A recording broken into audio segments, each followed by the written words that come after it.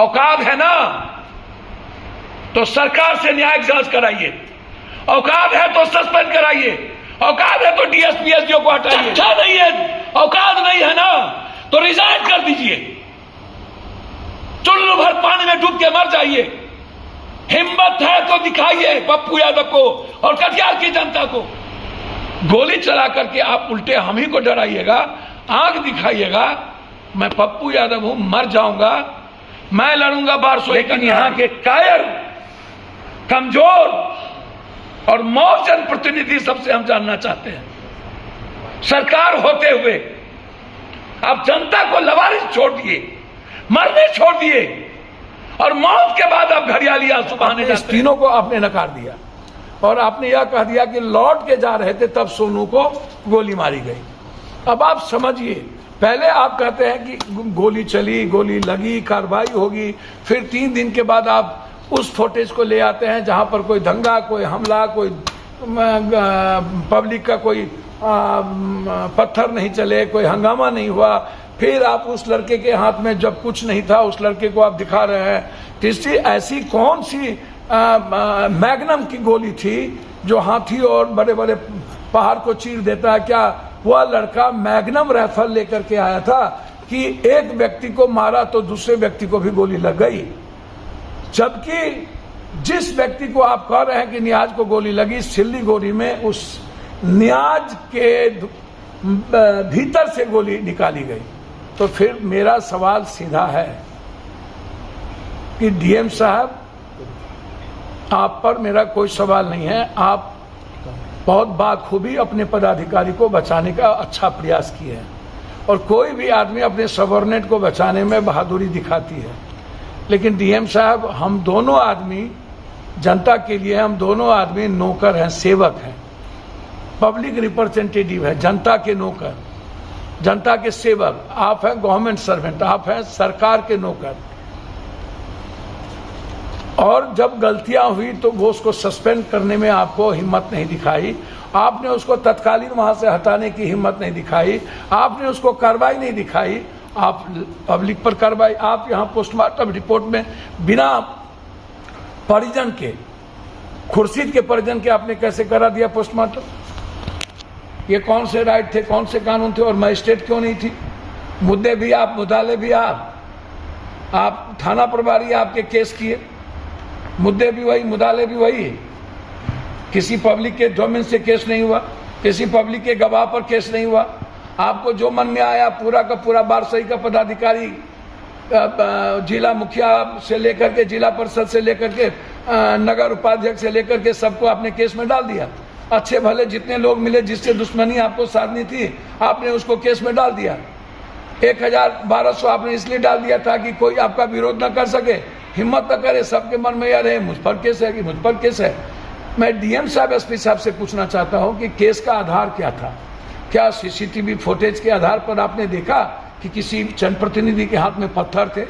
क्या किसी जनप्रतिनिधि ने स्पीच में कहा कि जाओ तोड़ दो? क्या किसी मुखिया, किसी जिला परिषद ने, किसी ने आपको कहा कि नहीं पुलिस की राइफल छीन लो, चलो हम मारते हैं, हमला करो? क्या तोड़ने में कोई जनप्रतिनिधि आपको सामने में आए? तो जब वो सीसीटीवी फुटेज में ना तो जनप्रतिनिधि आया, ना तो उसने भड़काया, नहीं तो उसने किसी को उस्काया, ना वो साथ गए।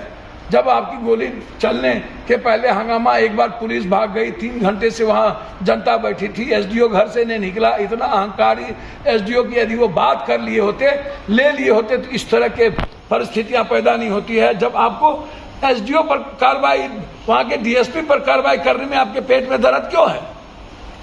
क्यों बचाना चाहते हैं? 3 घंटा से हम बैठे रहे, उसके बाद हम एक बार पुलिस जब निकली तो लोग भाग गए। पूछता है यहाँ के एमपी जदयू के, यहाँ कांग्रेस के लोग, कांग्रेस के नेता, यहाँ माले ने सपोर्ट किया है। 3 दिनों के बाद आप औपचारिकता निभाने जाते हैं। एक भी परिवार को आप ना तो आर्थिक मदद करते हैं, आपकी औकात और हिम्मत क्यों नहीं होती है? एक डीएम एसपी आपको औकात दिखाता है जनप्रतिनिधि को, डीएम एसपी भी हमारे जनता के लिए है और हमारे एमएलए एमपी मंत्री भी जनता के लिए है, मुख्यमंत्री भी जनता के लिए है। हम डीएम एसपी के का रेस्पेक्ट को कम नहीं कर रहे हैं, लेकिन डीएम एसपी जिस तरीके से जनप्रतिनिधि को केस में फंसाया है और जिस जनता के द्वारा आप चुनाव जीतने जाते हैं, चोरी भी, सीना चोरी भी, शीशे के घर में रह करके डीएम साहब पत्थर फेंकिएगा, सूप बाजे तब बाजे, चलनियों बाजे, गोली चला करके आप उल्टे हम ही को डराइएगा, आंख दिखाइएगा, मैं पप्पू यादव हूं, मर जाऊंगा, मैं लड़ूंगा बारसोई का लड़ाई, होगी हिम्मत तो डीएम एसपी पप्पू यादव को रोक के दिखा दे। एक एक जनप्रतिनिधि जिसको इन्होंने केस में डाला है, मरते दम तक हम सुप्रीम कोर्ट तक जाएंगे, इस बयान के आधार पर हम हाई कोर्ट तक जाएंगे। लेकिन यहां के कायर, कमजोर और मौत जनप्रतिनिधि सबसे हम जानना चाहते हैं, सरकार होते हुए आप जनता को लवारिस छोड़ दिए, मरने छोड़ दिए और मौत के बाद आप घड़ियाली आंसू बहाने जाते हैं, राजनीति करने जाते हैं। औकात है ना तो सरकार से न्यायिक जांच कराइए, औकात है तो सस्पेंड कराइए, औकात है तो डीएसपी एसडीओ को हटाइए। चट्टा नहीं है, औकात नहीं है ना तो रिजाइन कर दीजिए, चुल्लू भर पानी में डूब के मर जाइए। हिम्मत है तो दिखाइए पप्पू यादव को और कटिहार की जनता को कि बारसोई के एमएलए घर घर में टॉर्चर कर रहा है। नामर्द जनप्रतिनिधि सब सरकार रहते हुए जो पदाधिकारी चाहते हैं वही होता है इस बिहार में। यह स्वीकार, पहले जनता है, पहले देश नहीं है। पप्पू यादव के लिए देश बाद में, जनता पहले। मेरे लिए जनता पहले,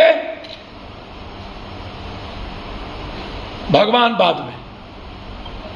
जनता के साथ कोई समझौता इस जन्म में क्या 7 जन्म में नहीं होगा। चाहे वो पुलिस के पीटते पीटते गोलू को मुजफ्फरपुर में मार दिए हो, चाहे दरभंगा में ढूंढ करके आप 100 महिलाओं को बिना महिला पुलिस के आपने लाठीचार्ज किया हो, आपको बालू और शराब माफिया से लड़ने की तो औकात नहीं है। आप लड़ते हो भले मुखिया, जिला परिषद, वार्ड सदस्य समिति से, चुल्लू भर पानी में डूब के मर जाइए पदाधिकारी लोग।